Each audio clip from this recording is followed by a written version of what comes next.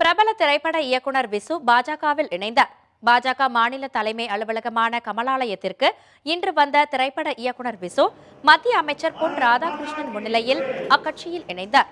அப்போது பேசிய அவர், மக்கள் பணியாற்ற பாஜகவில் இணைந்ததாகவும், தமிழகத்தில் மக்கள் விரும்பும் மாற்றத்தை பாஜகவால் மட்டுமே தர முடியும் என்றும் தெரிவித்துள்ளார். மக்கள் இப்போ மிஸ்டர் மோடி ஏன் தேர்ந்தெடுத்தாங்க? ஸோ ஒரு மாற்றத்தை அவர் கொண்டு வருவார்னு தானே. மாற்றம் இல்லாத போது இந்த மாற்றத்தை இவங்க கொண்டு வருவாங்கிற நம்பிக்கையில் நான் பாரதிய ஜனதாவில் நான் சொன்னேன். பின்னர் செய்தியாளர்களிடம் பேசிய மத்திய அமைச்சர் பொன் ராதாகிருஷ்ணன், கள்ளக்குறிச்சி SVS கல்லூரி விவகாரத்தில் தேவைப்பட்டால் மத்திய மனிதவள மேம்பாட்டுத்துறை அமைச்சகம் தலையிடும் என்றார்.